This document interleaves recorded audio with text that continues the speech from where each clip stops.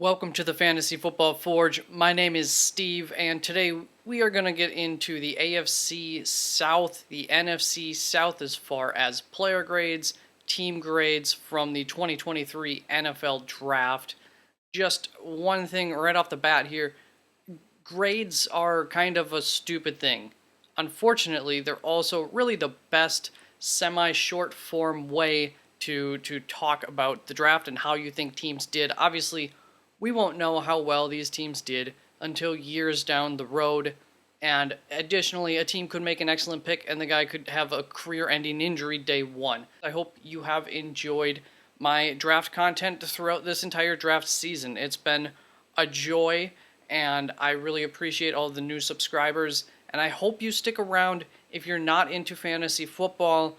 I hope you don't unsubscribe. Understand if you do. You could always just turn off the notifications if you have those on at the very least, so that way you're not getting fantasy football content, but then next year you're reminded of, my content when we get into the NFL draft season. This was my first season doing this, so, learning as I go. It's been a joy, and I hope to only get better and improve the process next year and the year after. So I appreciate you joining me, and let's get into the AFC South. We're going in alphabetical order, so we will start off with Houston's draft.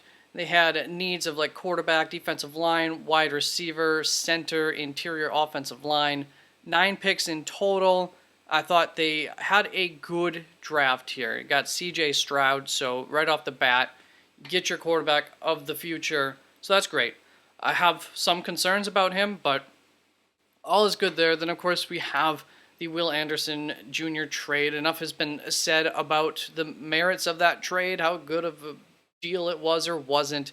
In the end, I think you get 2 players that are top 6 players, probably in, there's a good chance that in years down the road, they could both be top 6 players from this draft class, which is pretty sweet. So not too bad there, giving them 2 B pluses, kind of a B plus A minus there for Will Anderson Jr. Good start to the draft. In the second round, you take Juice Scruggs for Houston. My guy, I really like Juice Scruggs a lot.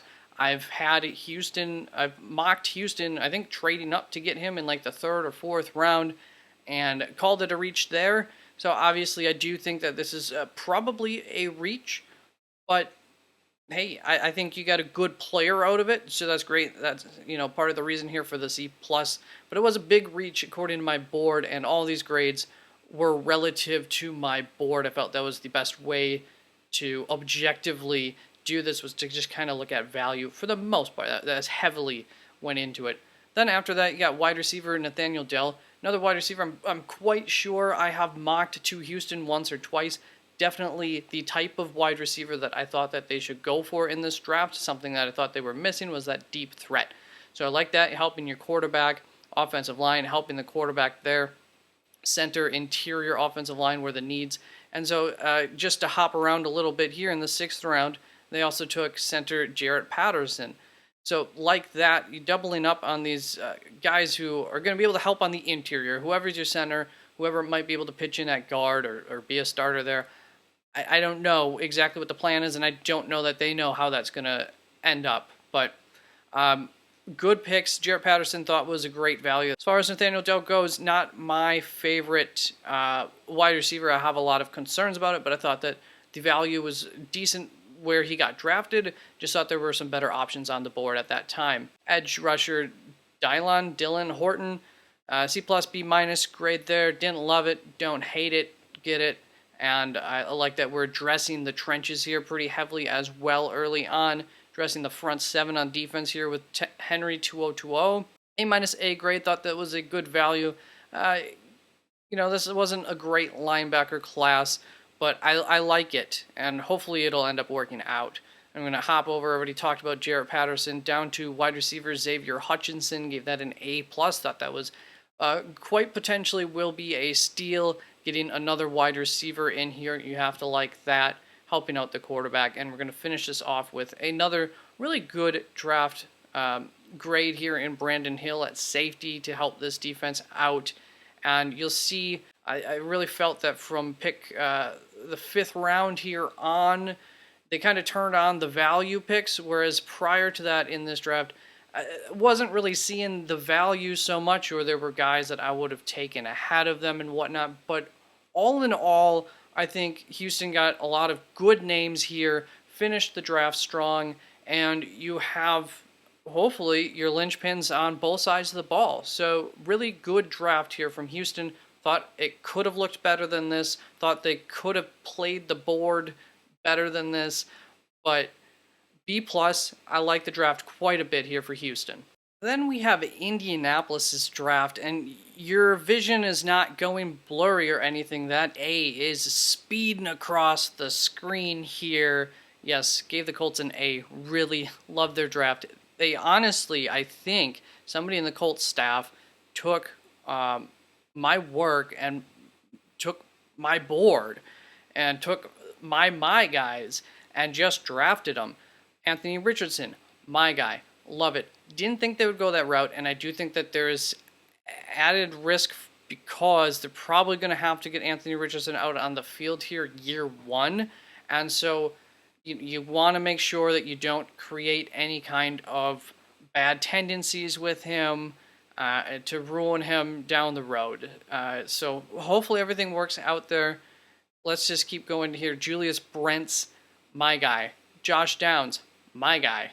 Blake Freeland, my guy. Adetomiwa Adebawore, my guy. Darius Rush, not a my guy, but he was a late push to become a my guy. I really liked him a lot by the end of this draft process, by the time the draft began. Daniel Scott, my guy. Will Mallory, not a my guy. If I hadn't watched the Combine, I would think that there's a chance he would have been a my guy. I just didn't like what I saw out at the Combine, but athletic freak. All these guys, athletic freaks, it's kind of my thing. Then we have Evan Hull, a guy who I wanted to be a my guy. I didn't like what I saw really at the Combine a whole lot from him, but still like it. Titus Leo, I don't know who he is. As far as I understand, he would be another one who's going to fit in with this guys that I would probably like. I like the name. Jalen Jones, similar to Darius Rush, different than Darius Rush, but just a guy who grew on me as a nickel back kind of player in this draft that I thought could be a good value whenever he was drafted. I liked him. And then offensive tackle Jake Witt. I think I've heard something about him. I think it's pretty good, so I'm sure I like it. I don't know. Holy cow. This was my kind of draft here. Why didn't I give them an A+ if they got pretty much all my guys? Well, a little bit of it process here. Julius Brents went earlier than I had him on my board. There were some other cornerbacks I think a little bit higher than him, a little bit. But he is this year's Tyreek Woolen. That's the best way to describe him. So absolutely love the pick more than this B/B+ would suggest. I really don't recall anymore exactly why that grade ended up being given. Maybe they gave up some capital to move up for that. Could be part of it. I don't know. Josh Downs, love it. Felt like he fell, so you got added value there. Blake Freeland is an athletic freak guy who just probably needs to put on some weight and could use a little bit of coaching, but he has all the tools to be an absolute stud if he can put it all together. Adetomiwa Adebawore, similar story just as far as he can be an absolute stud. I don't think he needs as much work as like Blake Freeland might. It's just more of a put him in the right situations and he will thrive situation for him. Darius Rush, loved him. Daniel Scott is a guy who I had only heard bad things about up until like a week prior to the draft. I finally started hearing some good things about him. And so he had slipped down my charts and I struggled to push him up too much further before the draft. Wish I had in the end with where he got drafted, but that's the main reason for the B here. I just had him a little bit lower on my charts than this, maybe 6th round, 5th, 6th round, or something like that. So not too far off there, but also there were several safeties that fell in this draft that I'm sure at that point in time, I'm like, but you could have gone this route, or this route with these guys that I had ranked higher. Whatever the case, absolutely loved the film on Daniel Scott and maybe didn't trust myself enough on that as far as where I ended up having him ranked. But he wasn't my guy. Will Mallory, what I do like about this pick for Indianapolis is just that he is something different in that tight end room, going to bring them a different dimension If he's successful, I just have my concerns about him being successful at the next level, but he does have some of these athletic tools as they went for in this draft. And then Jalen Jones, I kind of talked about, slot guy. I really like the value there a lot. It's an A for me. Indianapolis Colts, absolutely love this draft. Also, just felt like it could have done a little bit more with this offensive line for them to help make sure that Anthony Richardson can be comfortable in the pocket. It was a pretty shaky offensive line, some issues there, and you just got Blake Freeland and then Jake Witt later on. With this many picks, I think you could have addressed that just a little bit more. But awesome draft class. 9 picks in there. Beautiful. Jacksonville had an interesting draft. Started off real strong here with Anton Harrison. Believe I have this right with them. Injury along the offensive line came about just shortly before the draft. Found out about that, so all the more reason for that being a need. But that's about the time that things get funky. So for Indianapolis, I said it was like they took my draft board and just went down the list and drafted from them. For Jacksonville, it's kind of like they turned my draft board upside down and then just started drafting. I didn't understand. I like a lot of the players. I don't love them. All of them were guys who were like on my notables list or something like that. They didn't quite make my favorites. They were, instead of being a top 5 guy after the combine, when I kind of came up with a lot of my guys, they weren't the top 5 that I was pointing out as my guys. They were into this notable names list where I said, don't forget about these guys too, though. They were very interesting. We're going to want to learn more about them. Maybe there's something there. And so that's like Tyler Lacey, Yasir Abdullah, Ventrell Miller, Brenton Strange. So it's a weird draft. Guys that I like, don't love. I don't feel the cohesion with this draft. I'm not sure what we're going for necessarily here, Jacksonville. It starts off strange here with the second pick with Brenton Strange. Like the guy a lot. Understand it. Don't like the value. Tank Bigsby. Like the guy quite a bit. There were some other running backs that I just would have taken over him. Thought the value was fine. Ventrell Miller. Pretty much the same story. Just maybe don't like him quite as much as Tank Bigsby. Or maybe they spent a little capital to move up to him. I don't know. Tyler Lacey. Give him a C+ here. It's going to be the same thing as Yasir Abdullah, except the value is just better. Wasn't great value. Had him going lower, maybe 6th-ish round draft grade on him, or expectation of when I thought he would get drafted. I just thought this was a little early for him. There were some other options that were available that I would have gone, but I do like some of the things about Tyler Lacey a lot. So that's where sometimes you see these C+, B+. If you see a D+, the same thing. It's like I don't get the pick right here and now, but I like the player. So Yasir Abdullah, same story as Tyler Lacey, just the value was a little bit better at this point. Antonio Johnson's safety was a bit of a steal there late in the draft by many, including me. And Parker Washington, the same story there. I thought really, really good value here in the 6th. Liked a lot. And then I didn't have any of these last 5 guys on my draft board. Don't have the deepest draft board in the world. But just to say, I didn't have them on there. I think I've heard a good thing about a couple of these guys. Derek Parrish, 2-way player, fullback, linebacker. So obviously just like a football player. Always good to get those guys in and run the wheels on them, if nothing else. Sometimes I think they just bring a good attitude to the locker room and on the practice squad are valuable members of those practice squads. I like the Jacksonville draft. I don't quite get what we were doing here. They did pretty much hit all of the needs here and there pretty well. So, but just to wrap up the Jacksonville thing a little bit, there could have been better, but still, I think you're getting contributors. Just I don't know about how much you improve the team overall besides filling it out in general there. Then Tennessee's draft gave it an A-. Like it quite a bit here. I thought best case scenario happens really with both of these first 2 picks. Peter Skoronski there for them on the board at 11. Amazing offensive line is a huge need, and they're able to address it with who I thought was the best offensive lineman of this draft in Peter Skoronski. A++. If I can't give an A++ near the top 10 because there's just the value to be an A++ just isn't quite there for me really.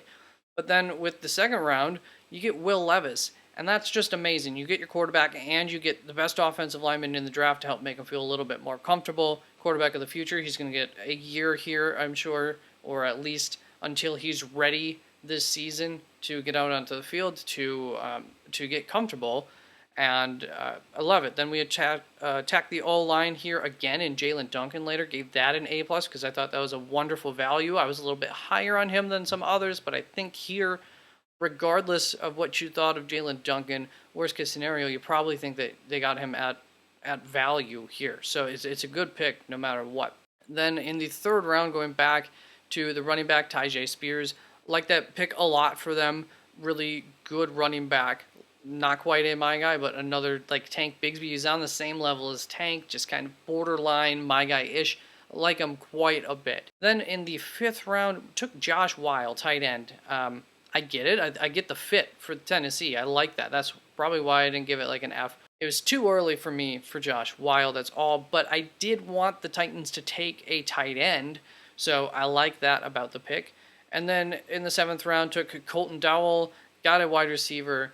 Did think that it would have been wise for them to add a wide receiver. I didn't think it was a first round need for them, so I have no problem with that coming at the end. I think all of these things were more pressing, important needs for them. So I thought they did a nice job of marrying, outside of one pick, value with quality of player here in this draft. Wonderful, wonderful draft. A- for the Tennessee Titans. Only 6 picks in it.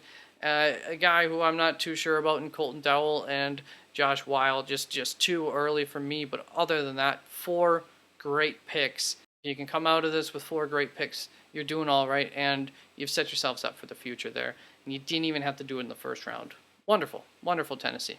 Now we're going to move on to the NFC, starting off with the Atlanta Falcons. And this was a team that I thought with this 8th pick here, you trade back out of that. You're still probably going to be able to get Bijan Robinson, going to get more value in this draft. I just thought that was a no-doubter thing to do. And we know there was a team looking to come up there in the Philadelphia Eagles. So I know that you could have traded back, and you could have traded back not far and gotten some extra draft. Just think that was a no-brainer. Don't like that move by the Falcons.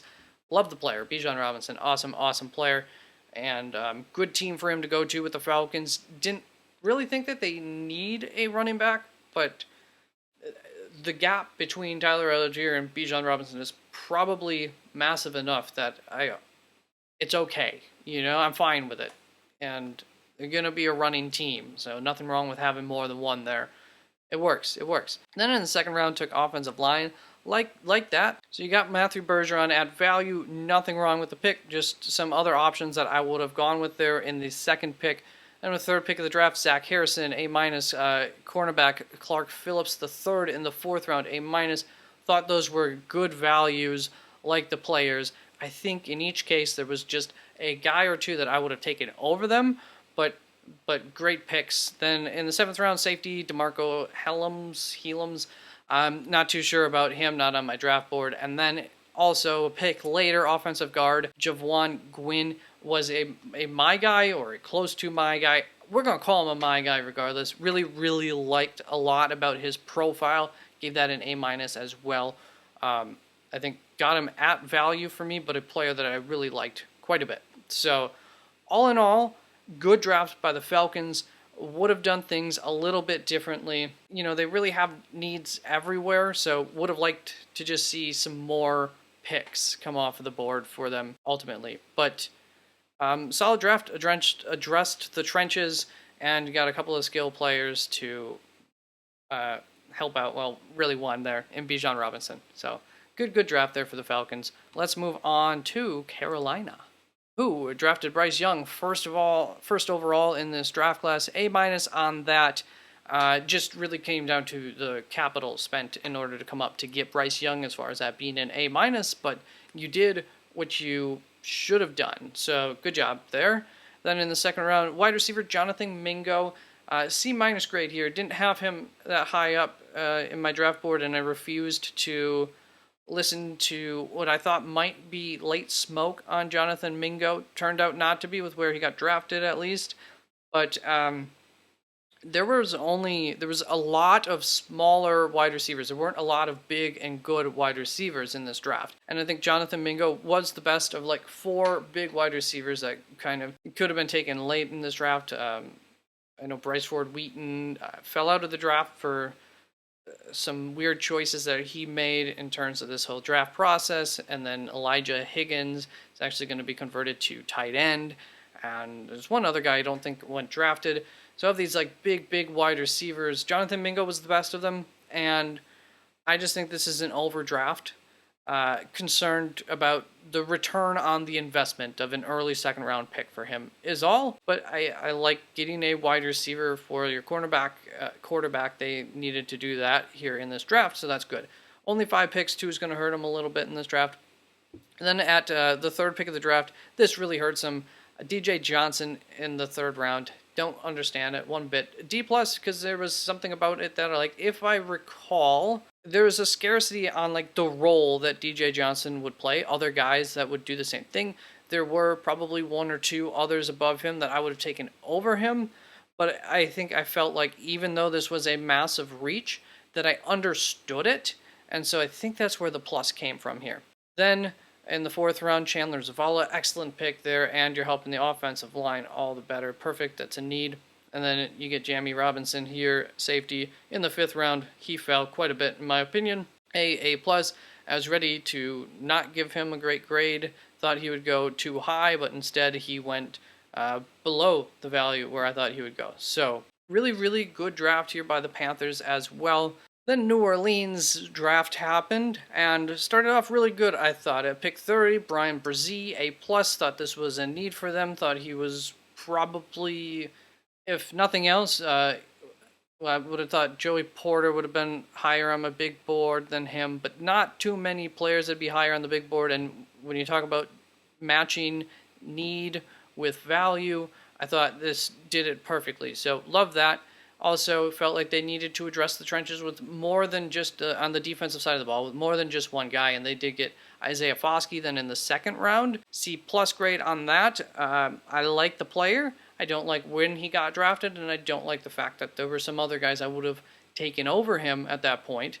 But I like the idea there between the first 2 picks for sure, and agree with it. Then Kendre Miller going into the 3rd round, a little bit value-wise was okay, a little bit high, but I like him. The only thing for me was there were, I think, 11 running backs after RB3 where it was like splitting hairs between them as far as what order to put him in. So I totally understand it, and I knew that Kendre Miller would be going higher than I had him on my board because I can't think of a team that didn't visit Kendre Miller in the pre-draft process. Like, literally every team, I saw his name on their list of top 30 visits or pre-draft interviews. So the NFL was clearly very interested in him, and I understand why. I just didn't quite see it as much as I saw it in some other guys. Then in the 4th round, offensive tackle Nick Seldaviri. Similar story to Kendre Miller, really, here. I understand it, like him quite a bit. There were just some other guys that I would have taken over him, but the value is also perfectly fine here. Then later on in the 4th round, quarterback Jake Haener, B+. I thought that New Orleans needed to come out of this with a quarterback, and they did. And so, awesome. Thought the value was pretty much right on there, kind of on the earlier end of the value, but they got the guy that they liked out of the group. So hopefully for them that works out. Safety Jordan Howden. I think I've heard good things about him with the draft, but it wasn't on my draft board. There were other routes I would have gone. Kind of hurts this draft class a little bit for me there.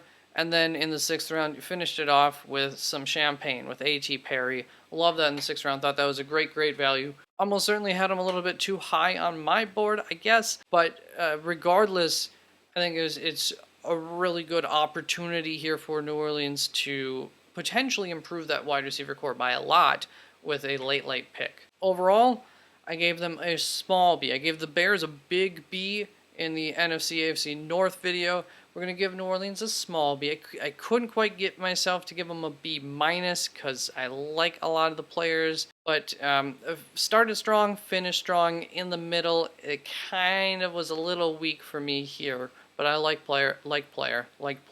So, all good, and like the process here. Also address the trenches a fair bit, so that's always good. So, I like it. Good, could be a very good draft, but a solid draft there.